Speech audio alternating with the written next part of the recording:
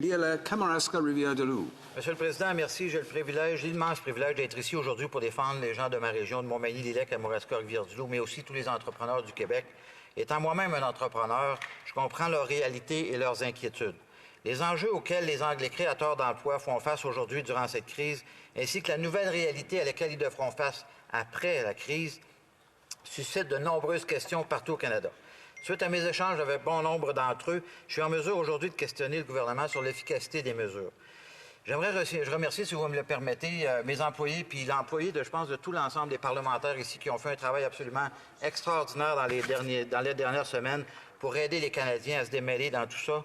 Et là, maintenant, j'ai des questions et j'aimerais évidemment aussi remercier les gens qui sont sur la première ligne de service à travers tout le Canada et dans mon comté pour servir la population.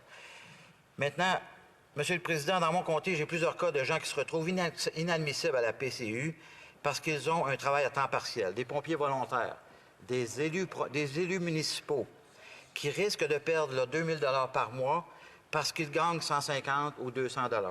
Le premier ministre est engagé lundi, le 6 avril, à corriger cette problématique, laissant flouer l'idée de permettre aux gens de recevoir la PCU s'ils ont travaillé 10 heures par semaine. Est-ce le cas, oui ou non? Monsieur le Président, je peux assurer aux députés que nous avons l'intention de maintenir le soutien pour permettre aux Canadiens de continuer à toucher la PCU. Je remercie les parlementaires de leur soutien. Des honoraires comme ceux des pompiers volontaires ou des élus municipaux ne les empêcheront pas de toucher la PCU. Bien, les travailleurs saisonniers arrivent à leur fin de chômage. Et bien qu'ils voudraient travailler, l'emploi qui les attend au printemps ne sera malheureusement pas disponible dû à la COVID-19 et ils n'ont pas été en mesure de travailler ou d'arrêter de travailler à cause de la COVID. Pouvez-vous nous dire si ces gens-là, comment ces gens-là devront survivre dans les prochaines semaines? Je peux assurer ma collègue que nous travaillons très, très fort pour assurer que les travailleurs saisonniers vont avoir accès à la PCU. C'est les détails qu'on confirme maintenant, mais on a pris cette décision. On va les inclure très prochainement. Monsieur le Président, je demande à la ministre à quel moment les travailleurs saisonniers seront admissibles et à quel moment ça sera annoncé. Il y a un changement au règlement. Il faut une loi qui soit signée par 3 personnes. L'agriculture, Monsieur le Président, des producteurs laitiers sont obligés de vider leur lait dans les égouts parce que les restaurateurs et les institutions ne commandent plus parce qu'elles sont fermées pour la plupart. Les producteurs de porc seront peut-être obligés d'euthanasier des cochons parce que leurs transformateurs de viande n'ont pas la capacité de recevoir et de transformer tous ces carcasses animales avec les réductions du personnel dans le COVID-19 dans les abattoirs. Le gouvernement prévoit quoi exactement pour aider le monde agricole actuellement? Je voudrais remercier le député de sa question. Les mesures que nous avons adoptées devraient aider les entrepreneurs, l'entreprise, l'exploitation agricole, leur donner les financements voulus avec des prêts pour les entreprises afin qu'ils aient le financement voulu. Nous allons poursuivre, collaborer avec ces exploitants agricoles et toutes les entreprises au pays.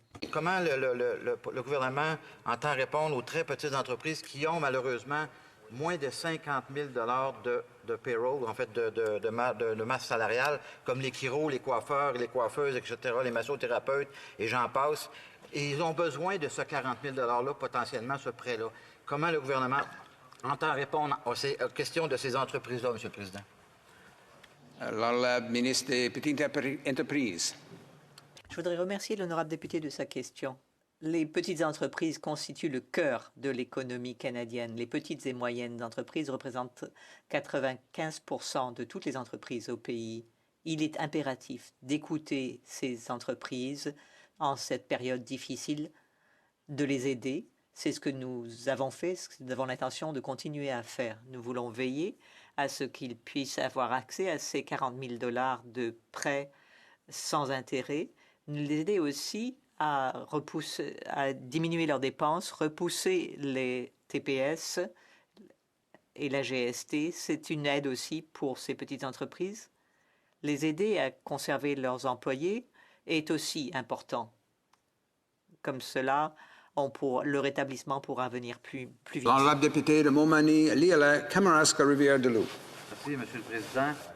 Le gouvernement du Québec a annoncé hier après-midi que tous les événements culturels et sportifs d'ici à la mois d'août, à la fin août, soient annulés. Cela aura un impact catastrophique sur le secteur touristique, particulièrement au Bas-Saint-Laurent, mais partout au Québec et évidemment partout au Canada. Est-ce que le gouvernement prévoit faire des mesures d'atténuation quelconques par rapport à tout ce secteur touristique-là? La ministre des Finances. Monsieur le Président, c'est une très bonne question. Nous savons qu'il y a des secteurs qui sont dans une situation très difficile à cause de COVID-19. C'est pour ça que nous avons négocié des crédits pour les secteurs importants. Nous allons continuer d'avoir plus des sources de crédits pour eux. Et bien sûr, on doit avoir aussi des considérations des autres approches et nous sommes en train de le faire. Vous savez, c'est une idée qui vient de mon collègue de Mégantic-L'Érable. Quand on envoie des documents par la poste ou des objets par la poste qu'on a créés, qu'on a produits, on peut les envoyer à Whitehorse ou les envoyer de l'autre bord de la rue. Ça coûte le même prix chez Poste Canada. Alors, je me demande, dans la mesure du possible, est-ce que c'est possible de regarder avec Poste Canada, de faire en sorte que quand on veut envoyer des éléments qu'on peut vendre en ligne, parce qu'il faut bien s'entendre, là, la vente en ligne va devenir quelque chose de très important dans le futur, inévitablement, parce qu'on veut accélérer les activités économiques dans nos milieux. Donc, est-ce que Poste Canada pourrait venir en aide directement auprès des entreprises qui font des ventes en ligne, mais dans un secteur qui est plus près de nous, bien évidemment, comme à l'extérieur du Canada? La ministre des Petites Entreprises. Je voudrais remercier l'honorable député de sa question et de sa suggestion. Nous allons continuer à prêter l'oreille aux entreprises. Je remercie le député de son excellente suggestion. Des entreprises se retrouvent exclues de subventions salariales dans le projet C14 parce qu'elles se trouvent être des filiales d'une entité plus grande. Donc, elles sont dans un chapeau où il y a plusieurs autres petites entreprises et les revenus de chacune d'entre elles viennent de la maison mère. Et c'est vrai comme ça, c'est vrai aussi dans des compagnies de gestion.